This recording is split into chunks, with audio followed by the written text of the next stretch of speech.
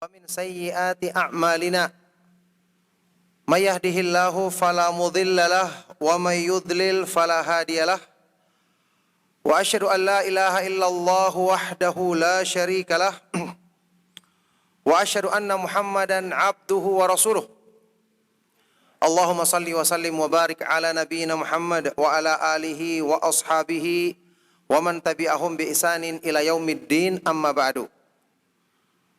Alhamdulillah, ma'asyiral ikhwah wal akhwat fid din rahimakumullah. Alhamdulillah, kita bersyukur kepada Allah Subhanahu wa taala atas semua limpahan nikmat dan karunia-Nya. Di kesempatan malam hari ini di Masjid Al-Barakah Al-Mubarak, kita bersyukur kepada Allah Subhanahu wa taala yang dengan taufiknya kita dipertemukan kembali di dalam majelis ilmu yang mulia, mengkaji tentang manhaj ahlu sunnah wal jamaah, manhaj salaf, melanjutkan kajian kita membahas kitab yang sangat bermanfaat, Kun Salafiyan alal Jaddah, jadilah engkau seorang pengikut manhaj salaf yang sejati. Kitab karya dari guru kita, syekh kita, Syekh Abdus Salam bin Raja As-Suhaimi hafizahullahu ta'ala. Alhamdulillah, ma'asyiral ikhwa wal akhwat fid din rahimakumullah. Saat ini kita akan melanjutkan pembahasan dari salah satu manhaj salaf, salah satu metode penting dalam manhaj salaf, yaitu ar-raddu alal mukhalif, membantah penyimpangan. Yang tentu sesuai dengan kadar penyimpangan, maka demikian pula bantahannya atau sanggahannya.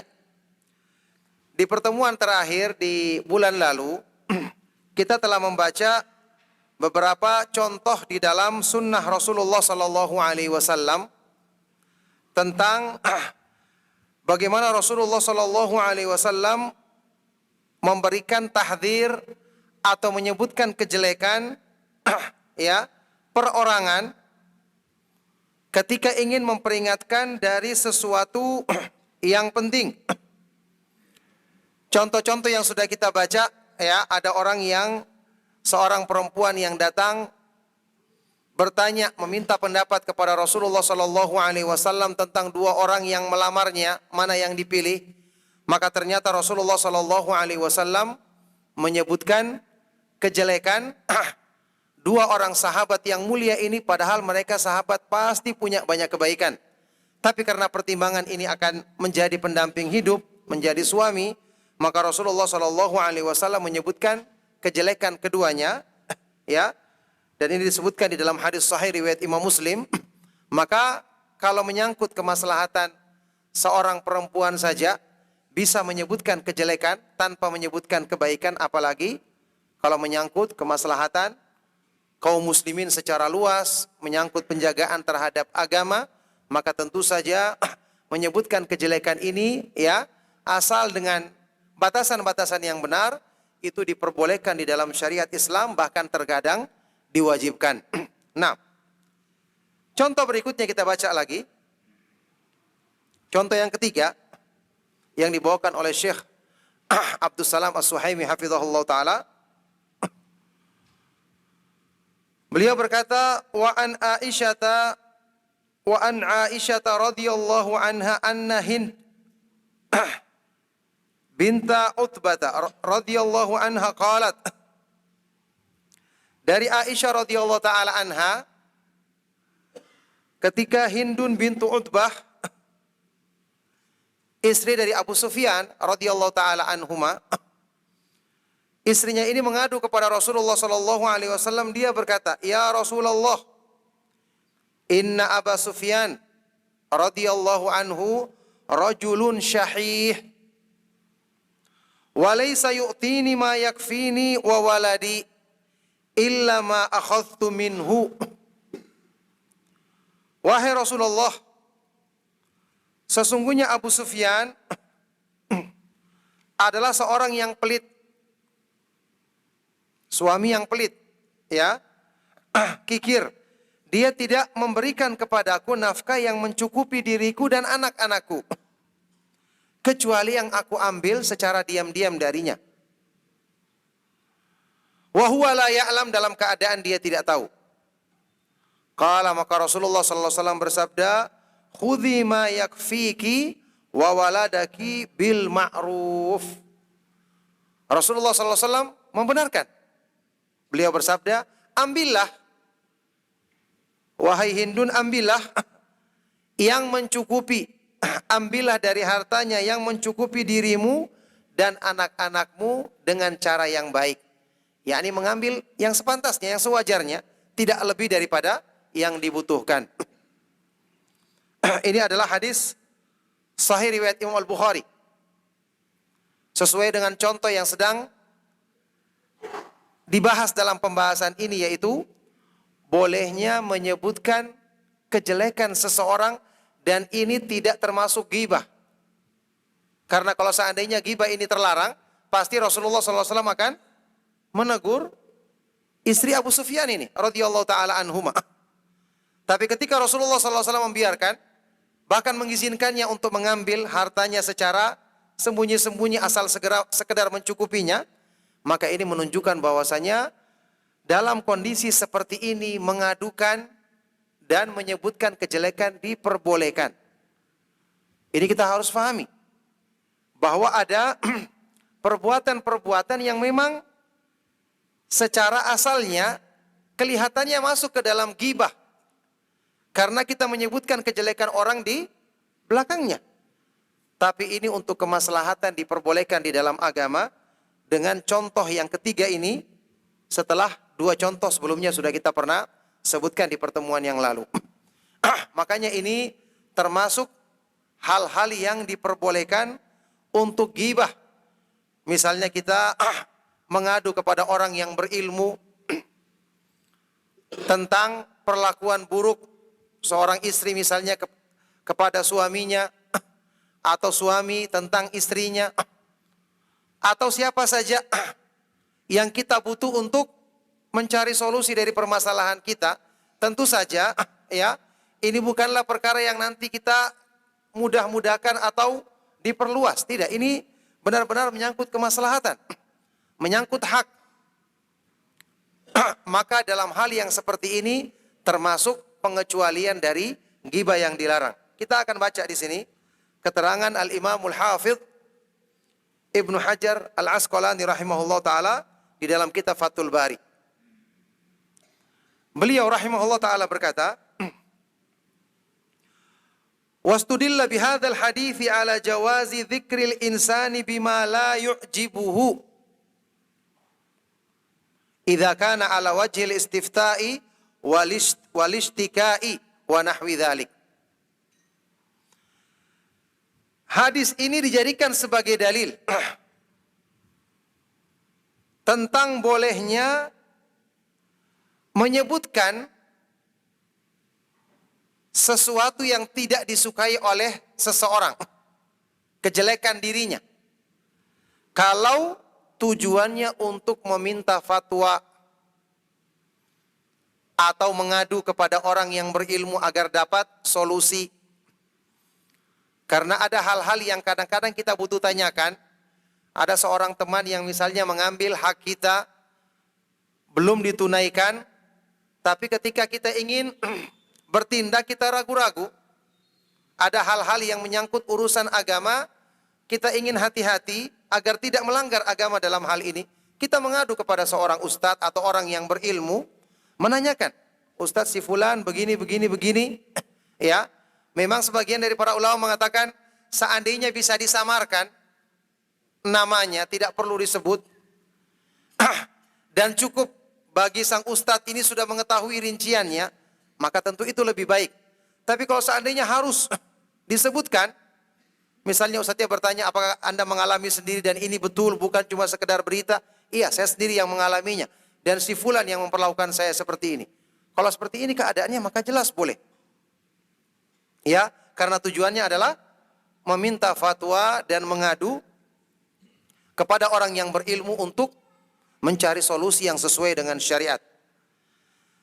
Jadi dalam rangka meminta fatwa, mengadu kepada orang yang berilmu dan yang semisalnya, wa huwa ahadul mawadhi'il lati tubahu fihal ghibah, dan ini adalah salah satu tempat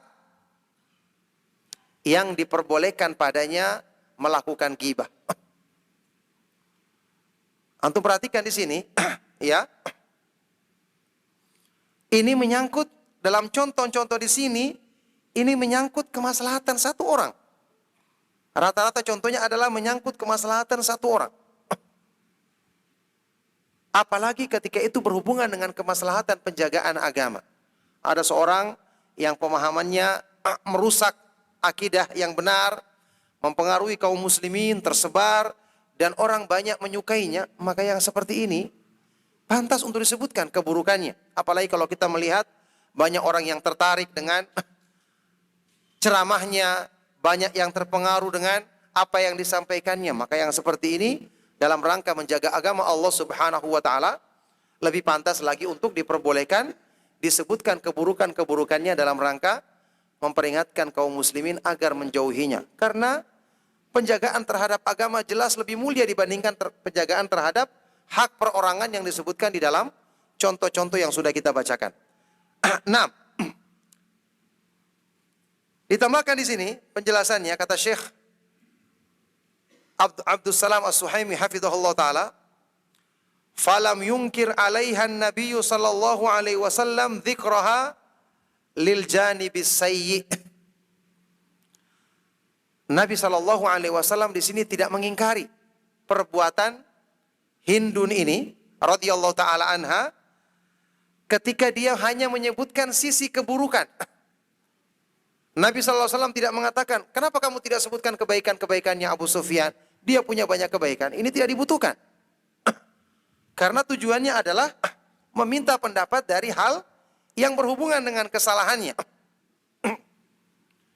Nabi SAW tidak mengingkari, dan antum tahu, seandainya ini salah, pasti Nabi SAW langsung mengingkarinya. Karena kaidah yang antum kenal di dalam Islam, la yajuzu ta'khirul bayan an waqtil hajah. Tidak boleh menangguhkan penjelasan di waktu yang sudah dibutuhkan. Ketika itu dibutuhkan kalau seandainya ini salah. Karena nanti dia menganggap ini benar, dia akan lakukan. Maka ketika Nabi SAW tidak mengingkarinya, menunjukkan ini bukanlah kesalahan. Dan Nabi SAW tidak mengingkarinya ketika istri ini hanya menyebutkan sisi keburukan suaminya saja. Falam yukallifha bidzikri mahasini Abi Sufyan. Dan Nabi SAW tidak membebaninya untuk menyebutkan kebaikan-kebaikan Abu Sufyan radhiyallahu taala anhu, wa innahu ladzu mahasin, padahal pastinya dia punya banyak kebaikan. Pasti dia punya banyak kebaikan. Nah, ini dibawakan oleh Syekh Abdus Salam As-Suhaimi hafizahullah taala untuk mengkritik pemahaman sururiyah yang mereka itu mengharuskan ketika seseorang mengkritik ahlul bid'ah, misalnya menyebutkan keburukan-keburukan ahlul bid'ah dalam rangka memperingatkan umat untuk menjauhinya, harus juga katanya disebutkan kebaikan-kebaikannya biar seimbang. Ini jelas di waktu-waktu tertentu, apalagi di hadapan orang awam yang tidak faham, menyebutkan kebaikan-kebaikan bukan memperingatkan, malah mempromosikan. Karena orang awam tidak mengetahui ini keburukan yang harus kita jauhi, sementara kebaikan-kebaikan ini hanya sekedar tambahan saja. Malah mereka menganggap, oh disebutkan kebaikan-kebaikan ini berarti orang ini baik, kita bisa ambil kebaikannya, kita bisa belajar, kita ambil ucapannya, sehingga peringatan untuk menjauhinya hampir tidak ada artinya. Hampir tidak ada artinya. Lihat Al-Quran ketika menyebutkan tentang orang-orang munafik, apakah disebutkan kebaikan-kebaikannya? Tidak. Cukup disebutkan kejelekan-kejelekannya karena tujuannya adalah peringatan untuk menjauhi kesalahan-kesalahan mereka, sekaligus orang-orang yang melakukan perbuatan buruk tersebut. Ikhwan dan akhwat fiddin rahimakumullah, tentu sudah pernah kita sebutkan ya, Ini sesuai dengan kadar dan tingkat keadaan orang yang sedang disebutkan keburukannya tersebut. Mestinya, kalau seseorang itu yang asalnya berpemahaman sunnah, sudah pernah kita nukilkan pernyataan dari Al-Imam Abu Muhammad Al-Barbahari rahimahullah ta'ala dalam kitab Syarh Sunnah. Kalau dia adalah seorang yang asalnya sunnah, kita mengetahui ceramah-ceramahnya, kajian-kajiannya, buku-buku yang ditulisnya, pernyataan-pernyataannya selalu merujuk kepada Al-Quran dan sunnah Rasulullah SAW yang sahihah berdasarkan pemahaman salaf. Tapi dia tergelincir, berbuat salah, menyatakan kesalahan. Dan kesalahan ini kesalahan yang benar-benar bertentangan dengan akidah Ahlus Sunnah wal Jamaah. Kita harus terangkan. Sampai pun kesalahan-kesalahan dalam masalah ijtihad misalnya, kita harus sebutkan bahwa ini salah. Tapi untuk orangnya, tetap kita jaga kehormatan dan kemuliaannya. Tetap kita katakan dia punya banyak kebaikan-kebaikan. Yang ini menjadi sebab kesalahan-kesalahannya tenggelam dalam lautan kebaikan-kebaikannya. Selama dia adalah seorang ahlu sunnah, apalagi seorang ulama ahlu sunnah, apalagi seorang ulama salaf, apalagi para sahabat radhiyallahu ta'ala anhum ajma'in. Jadi beda keadaannya dengan orang yang asalnya di atas sunnah. Adapun orang yang asalnya memang menyimpang dari sunnah, selalu menentang sunnah, bahkan memusuhi ahlu sunnah, maka ini tidak perlu disebutkan kebaikan-kebaikannya ketika kita ingin memperingatkan umat agar menjauhinya sekaligus menjauhi kesalahan-kesalahannya. Nah, barakallahu fikum.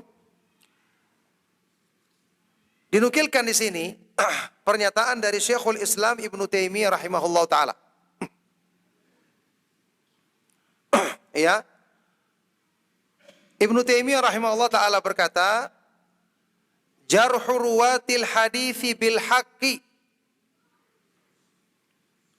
wa bid'il mubtadi'ati wajibun syar'an." Mengkritik rawi-rawi hadis dengan cara yang benar. Cara yang benar tentu artinya orang yang mengkritik ini harus ikhlas dalam kritikannya. Dia punya ilmu. Ya, dia punya ketelitian.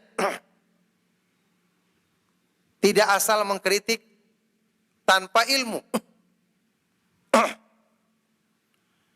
Kalau dilakukan dengan benar, juga membantah perbuatan bid'ah dari ahlul bid'ah, ini wajib di dalam syariat Islam. Kenapa? Karena hubungannya dengan penjagaan terhadap agama. Bagaimana mungkin generasi yang akan datang nanti bisa menerima agama yang murni, agama yang tidak tercampur dengan penyimpangan-penyimpangan syirik, bid'ah dan penyimpangan-penyimpangan yang lain, kalau seandainya generasi sebelumnya tidak berusaha untuk melakukan tasfiyah, pembersihan. Hal-hal yang dinisbatkan kepada Islam padahal Islam berlepas diri darinya.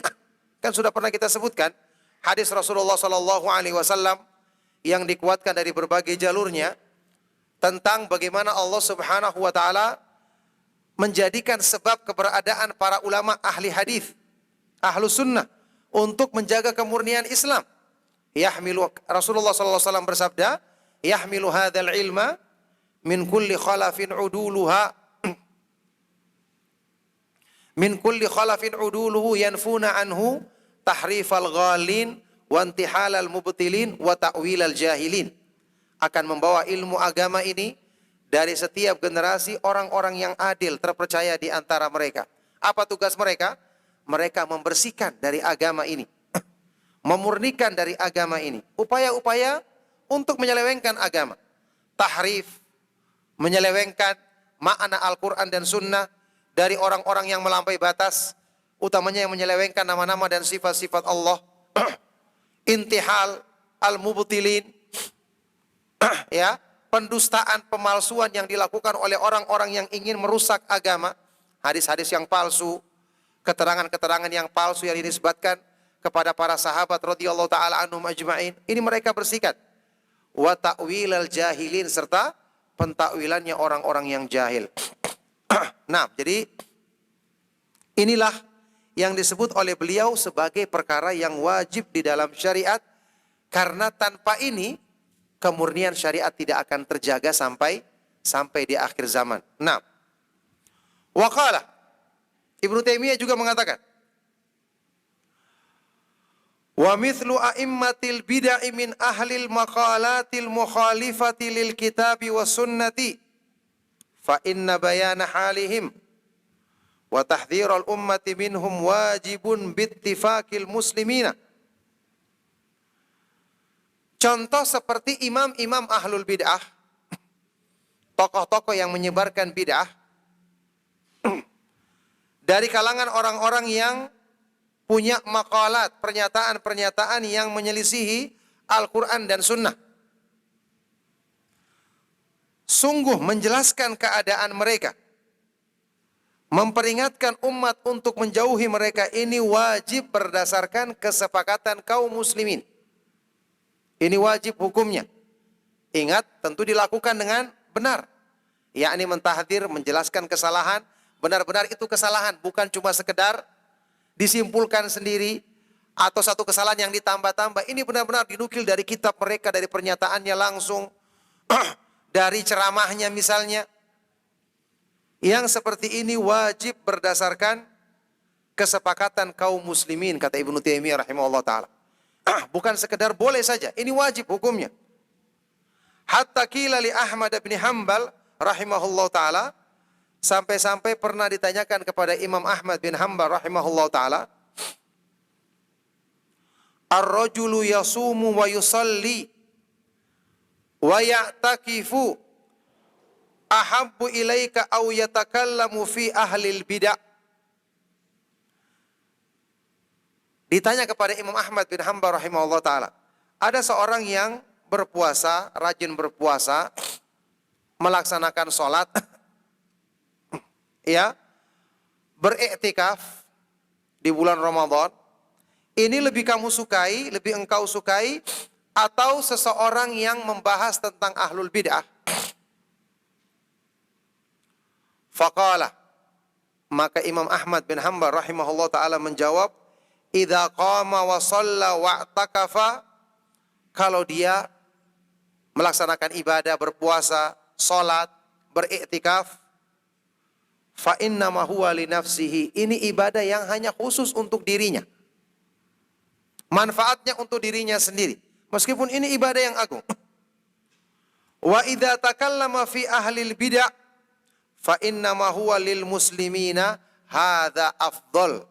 Tapi ketika dia membicarakan tentang ahlul bid'ah, mengkritik ahlul bid'ah, maka ini tujuannya untuk mayoritas kaum muslimin, untuk seluruh kaum muslimin.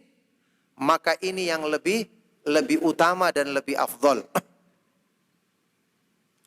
Ingat, ini perbandingan, bukan berarti mengecilkan yang lain.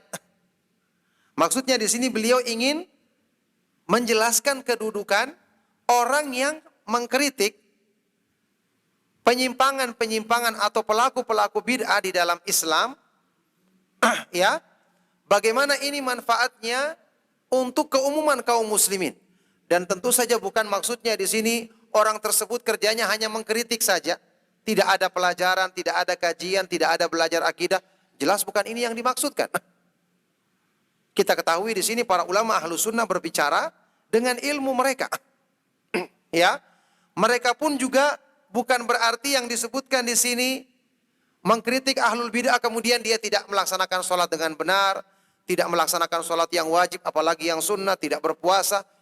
Para ulama salaf kita ketahui adalah orang-orang yang rajin dalam beribadah. Tapi bersamaan dengan itu mereka meluangkan waktunya untuk membicarakan tentang ahlul bid'ah sebagai wujud keikutsertaan mereka dalam upaya menjaga kemurnian petunjuk Allah Subhanahu wa taala dan petunjuk Rasulnya sallallahu alaihi wasallam agar bersih dari penyimpangan-penyimpangan tersebut. Jadi itu maksudnya, ya, bukan berarti meremehkan ibadah-ibadah yang ditanyakan di dalam pertanyaan ini. Kalau antum perhatikan, ini sama dengan pernyataan dari Imam Malik bin Anas rahimahullah ta'ala, ketika salah seorang ahli ibadah di zaman beliau, ya, Abdullah ibn Umar al-Umari al-Mukabbar, mengirim surat kepada Imam Malik untuk mengurangi kegiatan-kegiatannya menyampaikan hadis Rasulullah SAW dan hanya berkonsentrasi untuk ibadah, berzikir, membaca Al-Quran, karena dia di Masjid Nabawi. Maka Imam Malik bin Anas rahimahullah ta'ala menjawab dengan jawaban yang menunjukkan keilmuan beliau. Imam Malik tentu punya bagian dari ibadah, rajin beribadah, tapi beliau meluangkan waktunya, mengambil waktunya untuk menyebarkan sunnah Rasulullah SAW karena beliau mengetahui ini amal yang keutamaannya tidak kalah besarnya, bahkan lebih besar dibandingkan amalan-amalan sunnah yang lain. Tentu setelah amal-amal yang wajib. Maka beliau mengatakan, ya,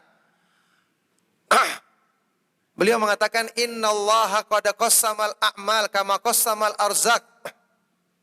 Sesungguhnya Allah Subhanahu wa taala membagi amal-amal tingkatan-tingkatannya sebagaimana Allah membagi rezeki kepada manusia, satu dilebihkan dibandingkan yang lain.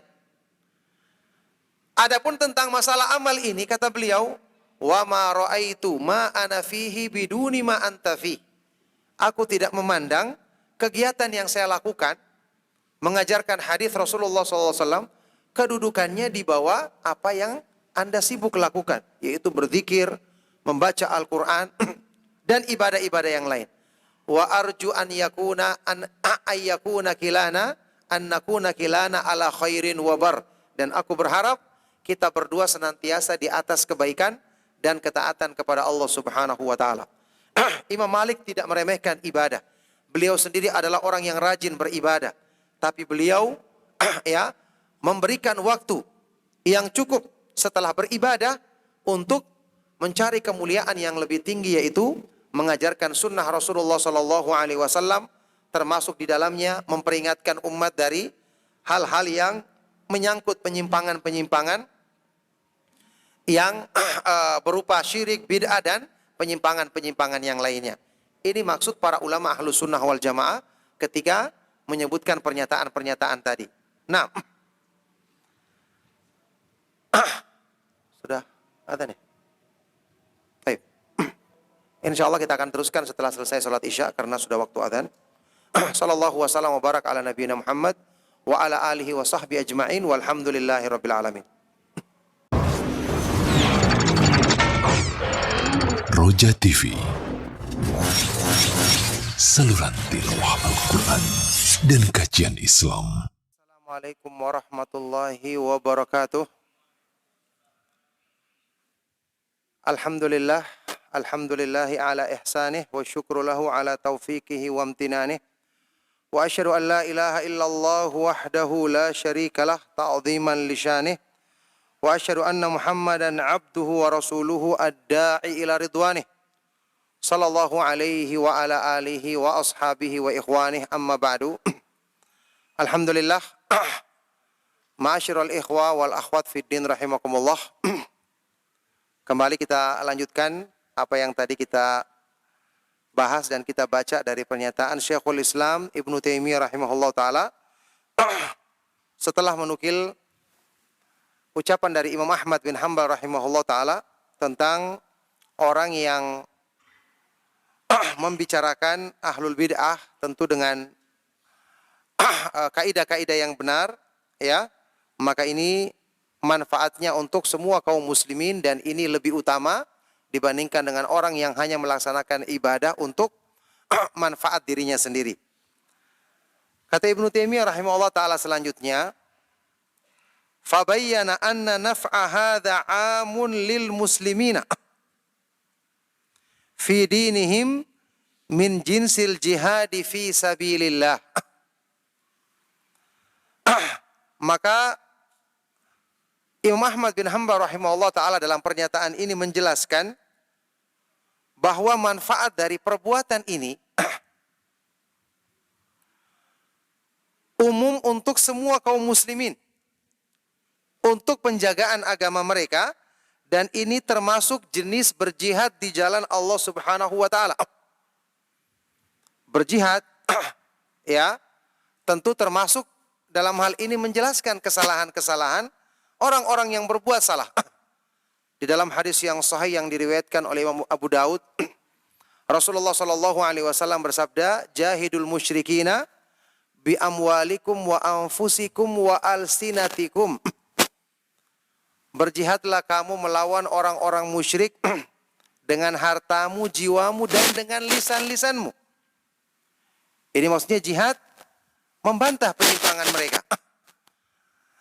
Dan ini maksudnya jihad yang diperintahkan di dalam Al-Quran untuk melawan orang-orang munafik.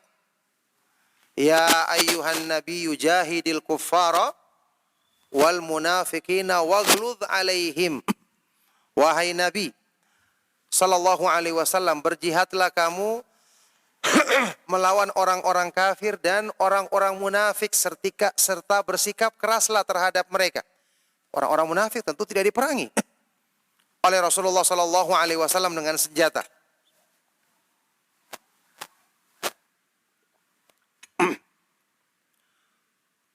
Maka tentu maksud jihad di sini adalah berjihad menjelaskan kesalahan-kesalahan mereka, membantah penyimpangan-penyimpangan mereka agar jelas di hadapan kaum muslimin, agar mereka menjauhi dan tidak terpengaruh dengan kesalahan-kesalahan tersebut. Bahkan antum ketahui, sebelum disyariatkannya berjihad dengan senjata, Allah Subhanahu wa taala menurunkan firman-Nya di surat Al-Furqan. Wala tuti'il kafirina fala tuti'il kafirina wajahidhum bihi jihadan kabira. Maka janganlah kamu mengikuti, mentaati orang-orang kafir, dan berjihadlah kamu melawan mereka dengan Al-Quran sebagai jihad yang sangat besar. Ketika turunnya ayat ini belum ada pensyariatan jihad dengan pedang. Dan disebutkan di sini jihad dengan Al-Quran. Berarti maksudnya apa? Membantah penyimpangan dengan ayat-ayat Al-Quran, dengan dalil-dalil yang diturunkan di dalam ayat-ayat Al-Quran dan hadis-hadis yang sahih dari Rasulullah SAW. Dan ini disebut sebagai jihadan kabira, jihad yang sangat besar. Maka ini yang beliau terangkan di sini, bahwa membantah penyimpangan ahlul bid'ah dengan benar, tentu saja dengan kaidah yang benar, ini termasuk berjihad di jalan Allah Subhanahu wa taala. Makanya ini lebih afdal, lebih utama dibandingkan amal-amal ibadah sunnah yang lainnya, karena ini manfaatnya berlaku umum untuk semua kaum muslimin. Kata beliau, idz tathiru sabilillahi wa dinihi wa minhajihi wa syir'atihi wa daf'i bagi haula'i wa udwanihim ala dzalika wajibun alal kifayati bittifaqil muslimin. Karena mensucikan, membersihkan jalan Allah, mensucikan agamanya, membersihkan manhaj, ya, metode pemahaman agama yang benar, syariat Islam, serta menolak penyimpangan mereka ini dan permusuhannya terhadap Islam, ya, ini wajib alal kifayah, fardu kifayah. Harus ada yang menegakkan sebagian dari kaum muslimin. Ini berdasarkan kesepakatan kaum muslimin. Jadi hukumnya sampai fardu kifayah. Ya, ini tidak mesti harus semua melakukannya. Tapi harus ada yang menegakkannya dengan penegakan yang cukup. Kalau tidak berdosa semua. Makanya ketika ada ya orang-orang yang membantah penyimpangan dengan bantahan yang benar, yang ilmiah sesuai dengan kaidah-kaidah Islam, ini harusnya kita dukung, kita doakan kepada Allah Subhanahu wa taala agar tentu dia bisa memperbaiki niatnya, menjadikan usahanya ini sebagai sebab untuk menjaga, untuk terjaganya ya kemurnian sunnah Rasulullah sallallahu alaihi wasallam sampai di akhir zaman. Maka ini keutamaan yang sangat besar bagi orang-orang yang melakukannya dengan benar. Nah, Walaula man yuqimullahu lidaf'i dharari haula'i la fasadad din. Ya. Kalau bukan keberadaan orang-orang yang Allah Subhanahu wa taala jadikan mereka untuk menolak bahaya dan keburukan mereka-mereka ini, pelaku bid'ah ini, maka agama akan rusak. Agama akan rusak. Ya, ini agama pasti dijaga oleh Allah, tapi Allah menjadikan sebab penjagaan agama tersebut. Agamanya tidak rusak dalam artian agama ini akan hilang, tidak. Tapi pemahaman agama di kalangan kaum muslimin, apalagi di akhir zaman yang penuh dengan fitnah. Pemahaman agama yang akan menjadi sebab ya, yang dengan sebab ini akan menjadi rusak di kalangan kaum muslimin, akidah mereka akan menjadi rusak dan sekarang terbukti ya, banyak di kalangan orang-orang yang menisbatkan dirinya kepada Islam ya, sampai-sampai dalam urusan-urusan yang berhubungan dengan masalah syirik dan tauhid saja, banyak di antara mereka yang susah untuk membedakannya. Coba antum baca penjelasan Asy-Syaikh Muhammad bin Abdul Wahhab rahimahullah taala dalam kitab Kasyfus Syubhat, Al-Usulus Sittah dan kitab-kitab yang lain yang menjelaskan bagaimana keterasingan Islam di kalangan kaum muslimin sendiri sampai dalam urusan akidah. Masalah yang paling prinsip dalam Islam, masalah membedakan tauhid dan syirik. Kenapa ini terjadi? Karena yang mereka-mereka ini yang melakukan pengkaburan ini dibiarkan dan tidak dibantah dengan tuntas. Tidak cukup orang-orang yang menegakkan bantahan kepada mereka sehingga yang tersebar justru syubhat di tengah kaum muslimin. Jadilah sunnah Rasulullah SAW justru asing, pengajaran tauhid justru asing, yang disebutkan oleh sebagian dari sahabat ya, la tafshuannal bid'ah hatta idza turika minha syai'un qalu turikatis sunnah. Sungguh-sungguh akan tersebar bid'ah-bid'ah di akhir zaman, sampai kalau bid'ahnya yang ditinggalkan atau diingkari, orang-orang akan mengatakan sunnah ditinggalkan, sunnah diingkari. Sudah terbalik pemahaman banyak kaum muslimin. Ya, semoga Allah Subhanahu wa taala memudahkan hidayah kepada kaum muslimin untuk kembali ke jalan yang benar. Nah, wa kana fasaduhu a'dhama min fasadi istila'il adui min ahlil harb. Bahkan ya, kata beliau, kenapa dikatakan ini termasuk jihad di jalan Allah? Karena kerusakan yang ditimbulkan akibat dari tersebarnya bid'ah, orang-orang yang mendakwakan bid'ah ini, kerusakannya lebih besar dibandingkan kerusakan musuh ya, dari kalangan orang-orang kafir yang diperangi, yang mereka bisa menguasai kaum muslimin, menjajah kaum muslimin. Ya, ini ketika kaum muslimin dijajah, fisiknya yang disakiti, tapi insya Allah keyakinannya terjaga, kecuali mungkin ada efek samping sedikit. Tapi kalau mereka-mereka ini yang menguasai dan menjadi lebih terkenal di kalangan kaum muslimin, dari awal mereka merusak hati, merusak keyakinan di hati. Kecuali orang-orang yang dijaga oleh Allah Subhanahu wa taala tentu saja. Nah, fa inna haula idza stawlaw lam yufsidul quluba wa ma fiha minad dini illa taba'an. Karena musuh-musuh yang nyata ini, orang-orang kafir yang diperangi ini, kalau mereka berhasil menguasai kaum muslimin, berhasil menundukkan kaum muslimin, mereka tidak akan merusak hati yang terdapat di dalamnya iman, keyakinan, agama kita. Ini bukan sasaran utama. Karena kaum muslimin tahu mereka ini kafir, tidak mungkin akan diikuti ucapannya atau diambil keyakinan dari mereka. Ya, illa taba'an, kecuali mungkin ada pengaruh-pengaruh sedikit. Tapi asalnya mereka tidak menyerang hati. Wa amma ulaika, adapun orang-orang yang pelaku bid'ah, ya, fahum yufsidunal quluba ibtidaan. Maka mereka ini yang mereka rusak adalah hati-hati manusia dari awalnya. Ini yang mereka sasar untuk mempengaruhi kaum muslimin agar dipalingkan dari jalan Allah Subhanahu wa taala.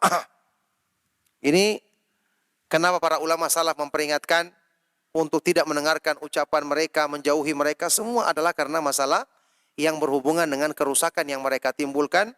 Maka menjelaskan tentang kesalahan mereka ini adalah merupakan bagian dari jihad yang besar di jalan Allah Subhanahu wa taala. Selesai ucapan Syekhul Islam Ibnu Taimiyah rahimahullah taala dan juga selesai pembahasan tentang metode di antara manhaj salafus saleh yang agung adalah membantah penyimpangan ahlul bid'ah, ya. Insya Allah di kesempatan yang berikutnya kita akan melangkah ke pembahasan beberapa dhawabit, beberapa kaidah yang wajib untuk diperhatikan ya, berhubungan dengan masalah sikap kita terhadap perorangan-perorangan dari kalangan kaum muslimin ya, yang berhubungan dengan masalah kecintaan atau permusuhan, ya. Ini berhubungan dengan masalah al-wala wal bara. Insyaallah kita akan bahas di pertemuan yang berikutnya di bab yang baru. Barakallahu fikum. Mudah-mudahan apa yang kita bahas dan kita kaji di kesempatan malam hari ini bermanfaat dan menjadi sebab kebaikan bagi kita semua. Kita cukupkan sampai di sini kajian kita di malam hari ini. Mohon maaf atas segala yang salah dan kurang. Sallallahu wasallam wa barak ala nabiyina Muhammad wa ala alihi wa sahbihi wa man tabi'ahum bi ihsanin ila yaumiddin. Walhamdulillahi rabbil alamin. Subhanakallahumma wa bihamdika asyhadu an la ilaha illa anta astaghfiruka wa atubu ilaik. Wassalamu alaikum warahmatullahi wabarakatuh.